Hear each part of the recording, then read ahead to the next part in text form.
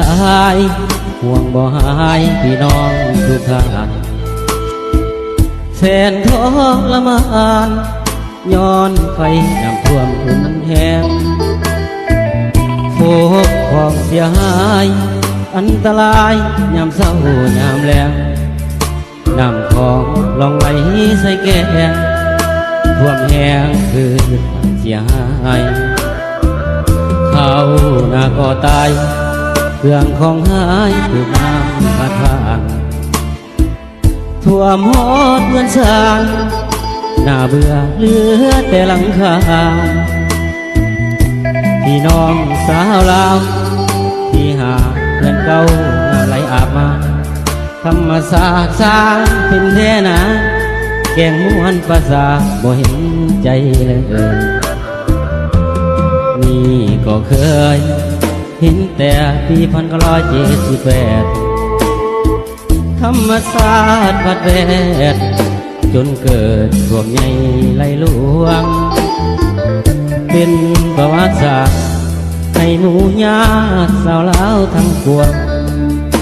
ลำบากสุดแสนเป็นห่วง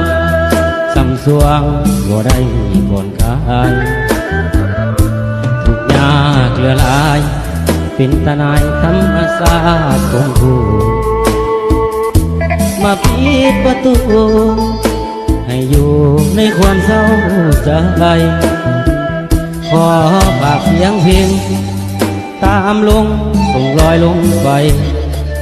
แห่งหนึ่งเป็นกำลังใจสู่ต่อไปเด้อพี่น้องสาวลาว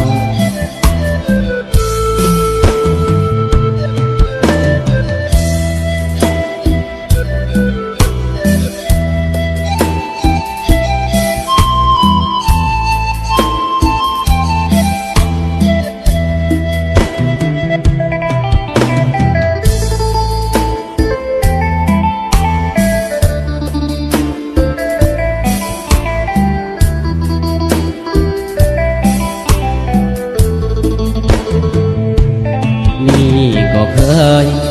เห็นแต่ปี1978ธรรมศาสตร์วัดแวดจนเกิดท่วมในไหลหลวงเป็นประวัติศาสตร์ให้หมู่ญาติสาวลาวทั้งปวงลำบากสุดแสนเป็นห่วง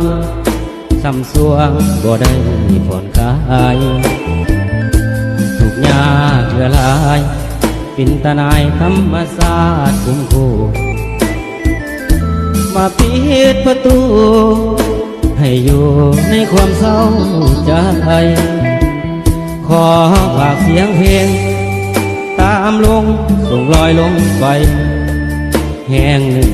เป็นกำลังใจสู่ต่อไปเด้อพี่น้องสาวลาว